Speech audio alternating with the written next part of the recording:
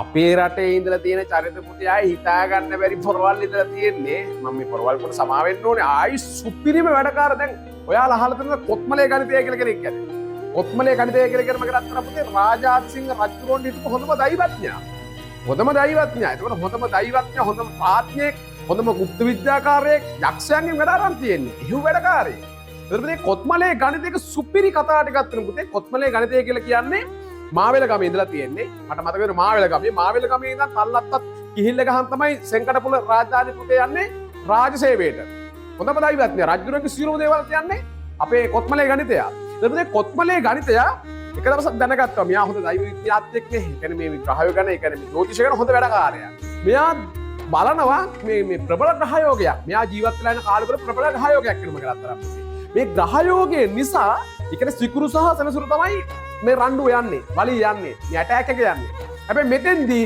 සිකුරුගේ කුණ්ඩලාභරණ ගැලවිලා පෘථිවි තලයට වැටෙනවා ඉතින් මේ වැටෙන හින්දා අපේ මේ කොත්මලේ ගණිතය මොකක්ද කරන්නේ පෘථිවි තලයට වැටෙන ස්ථානේ හොයාගෙන යනවා හොයාගෙන ගිහලා පොඩ්ඩක් මාක් කරලා දැන් ජිල් මාට් එකක් දාන්න හදන මේක ගන්න ඒ මං පුතේ පොඩි කියලා මිනිස්සෙක් කතා කරන්න බෑ රජුරුවන්ගෙන ජ්‍යොතිෂ වේදියා එතකොට මේ සාමාන්‍ය කමේට නැකත් කරුවෙක් අපිට එහෙම අතාරින්න බෑ මෙයා මොකද්ද මෙයා දැනගන්නවා සිකුරුගේ කුණ්ඩලාභරණ ගැලවිලා වැටෙනවා බිමට පෘථිවි තලයට මේ වැටෙන්නේ අහවල් තැනට කියලා දැනගෙන මෙයා මොකද්ද කරේ හෙට යනවා එතෙන්ට ගිහිල්ලා ඉවරලා කොත්මලේ ගණිතය බලනකොට දෙයනේ මේක මීට පෙර දැනගෙන තියෙනවා ඉන්දියාවේ ඒ කියන්නේ මේ දකුණු ඉන්දියාවේ බමුණේ මේ බමුණ වේලාසනින් මෙන්න මෙතන වෙන කලක් අටෝ කරන දැන් මෙතෙන්ට වැටෙනවා කියලා මොකද යාලා ජ්‍යොතිෂ ගැන පරතරයට ගියපු අය හැබැයි ඊට පස්සේ අපේ දෛවඥයා අපේ හිටු මේ චූටි බොලකාරය චූටිම හොඳ ප්‍රඥාවන්තය බැලුවා මේ කුණ්ඩලාභරණේ හරියට කොහෙද පුතේ වැටෙන්නේ කියලා හරියටම කොහෙද වැටෙන්නේ කියලා බලනකොට මේ බමුණගේ වහලේ කොනක වෙදලා තමයි වෙන ස්ථානයකට වැටෙන්නේ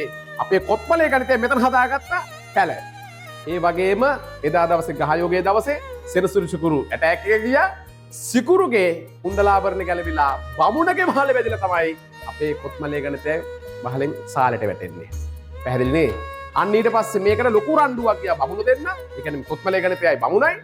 මේක රජුරෝ ගාවට යනකම් මේ ප්‍රශ්න ගියන් පස්සේ රජුරෝ මොකද්ද බැලුවේ මේ වගේ වටිනා කුණ්ඩලාභරණ රජුරෝන්ටවත් නෑ. ඒ තරම්ම වටිනවා.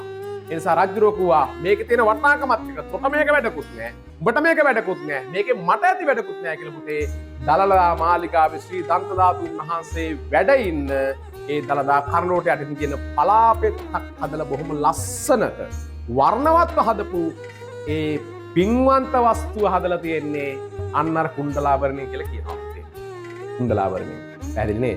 ඒතර පුතේ මේ කුණ්ඩලාභරණේ වැටිච්ච තැන කුණ්ඩසාලේ කියලා කියනවා. මේක හරි ලස්සන පුරාවෘත්තයක්. ඉතින් හොයලා බලන්න. ඒ වගේම තමයි කොත්මලේ ගණිතය බැන්දේ උඩුනුවරින්. උඩුනුවරින් බැන්දක් පස්සේ පුතේ කොත්මලේ ගණිතයට හිටියා බිරිඳයි කෙල්ලොම 7 දෙනෙක්. මේ කෙල්ලොම 7 දෙනා පුතේ මේ කසාද බැඳලා නැහැ අවිවාහක 7 දෙනෙක්.